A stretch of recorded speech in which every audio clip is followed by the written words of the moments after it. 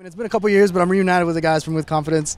Sophomore album is in the works. Yeah. In August. It's less than 2-3 months away. Let's talk about Love and Loathing, and take me into the studio with Mike Green. Dude, it's scary. I feel like going into a second album, there's a little bit of pressure to kind of work out what you're doing. Debut album, it's like, oh yeah, we can try some stuff. We can see how we like this, see how we like that. But I mean, so many kick-ass bands put out awesome second albums, and I'm like, damn, we're actually at a point now. Or not, And it's weird because you don't know whether to improve your sound with new stuff or you want to keep it the same to some degree, or else you might lose some of your fan base, blah blah blah, all that stuff. But I don't know. I feel like good writing comes from what you feel, and if you translate that well, then that's all that needs to be done. But that's, I don't know. Pretty much what we went into, right? With writing, it's just we'll write, we'll see what happens, we'll see how we feel, and then when we have 10 songs, we'll see if any fit together, and then we'll write another 20 kind of thing. So, well, it feels like the first record, had a great run. I still feel like it has a good run. I still listen to it. Oh, but how different is album 2 from album, the debut album? Man, I think we've kept a lot of the things that we liked about the first album. I think the first album, for me, didn't always translate awesome live. I think that we needed a few more fun parts to do live and get people going, have a good time. So there's some songs that do that a little more on this new album. And I guess when you're writing your first album and you haven't done a lot of touring, you don't think about live applications. So we've got that now. What else? I think there's gonna be a lot of different tracks. A lot, maybe. I don't know. It was cool to do something different for a while, but I don't know.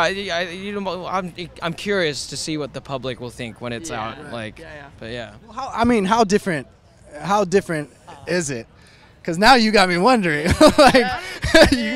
I'll say that it has our softest track we've ever done, but it also probably has our heaviest track. So it's. Okay. I know that doesn't give you anything. That doesn't give anything away. But yeah, So which one were you guys more vulnerable in, the hardest or the softest one? Oh man, which one was the hardest one? I mean, the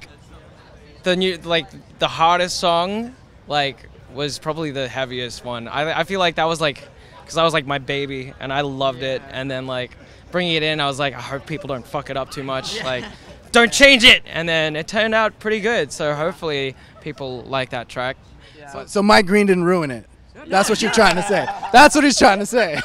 Love you, Mike. But yeah, no, it turned out pretty sick. Despite him dude, that chord's weird. I'm I like it. Yeah, it's mine. Weird chord, yeah. Oh my God, there were so many of those debates, trying to make everything. All of us pull things different directions. Right. I think Jaden listens to a lot of pop, and he always wants to get those big vocal melodies in, and then me and him listen to a lot of alternative music, and we want to bring vibes of that in. And I think that's what makes the band kind of fun, is that there's a little bit for people who like both of those sides of music. So going in with Mike Green, what was that like working with him? And was he a challenge of a producer to work with? Was he an easy producer to work with? Man, he's definitely got really strong opinions, which is new for us, because we'd always had the one producer did both our EPs in our first album, and he's just kind of a very chill dude. He kind of guides you by letting you do what you think is best, but he'll always give his own opinion, which is great, and that's what we were used to, and that's what I loved about Stevie. I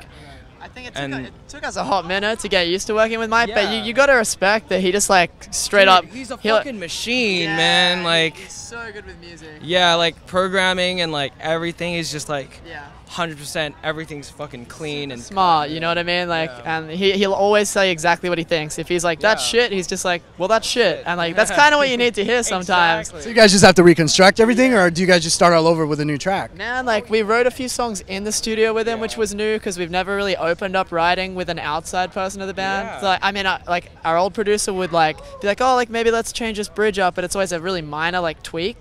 This was the first time we'd written a song with a producer, so that was new for us, and that was challenging. But overall it was a pretty good experience. I think people are gonna like the album, and we're proud of it.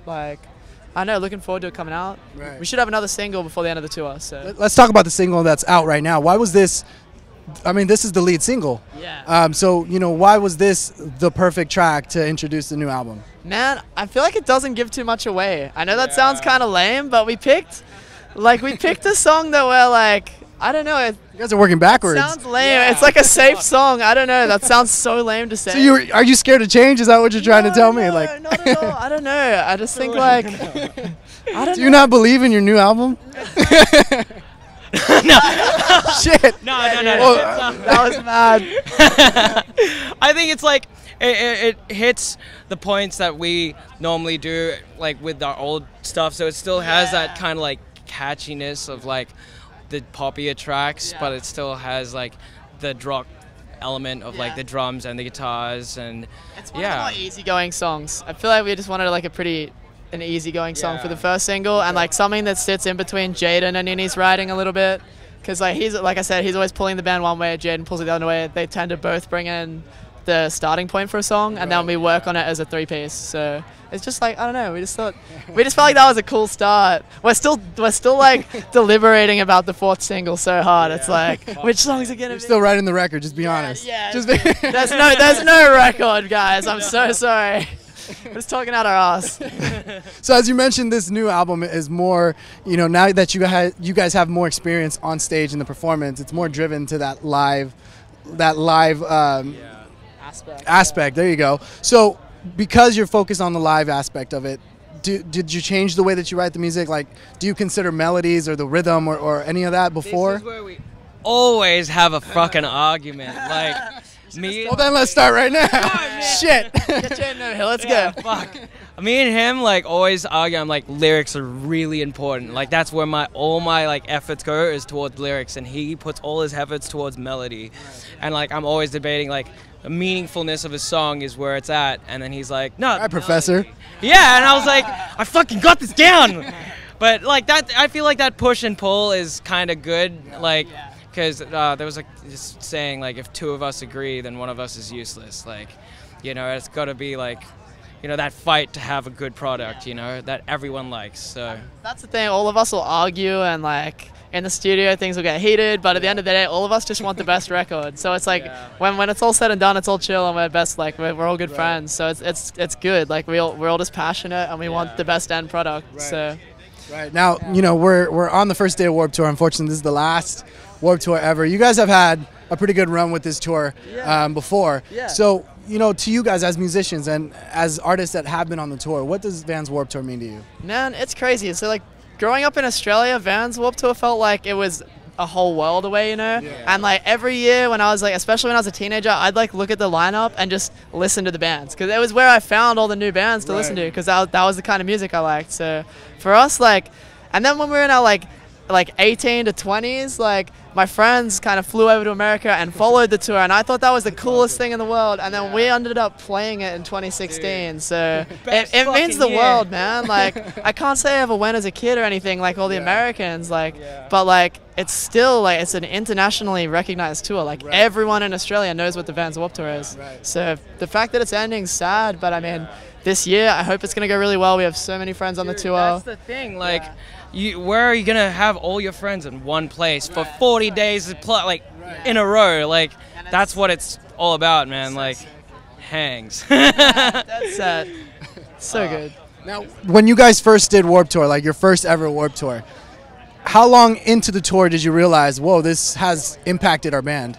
Man, I think like around the midway point, like even the first day, it was our very first time in America, and like 150, 200 kids were watching us, and it's like, whoa, like where'd these people come from? And like we'd only just kind of signed to Hopeless, so it was like, oh wow, a label means you don't have to go go out on the street and busk. We did all kinds of things in Australia. We would busk. There was this one show, it was like in the middle of nowhere, well not in the middle of nowhere, it was like near Texas or like somewhere out of the way, and like not the main markets, like the coastlines, right? And like it was raining and we had to play, and I was like, oh no, we're not gonna play to anyone. And then like just like these handful of people just like started walking towards us. We're like, it's in the rain, we're in the middle of nowhere, and you still listen to our music? That's fucking sick! Like all the other bands like had their merch tents, and they moved them up under into the mosh area so the kids could be under the tents. It was like, and it was like maybe 10 days into the tour, and it was like at that point you already know that it's gonna be such a good summer. You're like Broadside and Safe to Say, man. They're like, fucking honestly, dudes, man. I love those guys. It's just so sick to be on a tour for 6 weeks with so many mates, like,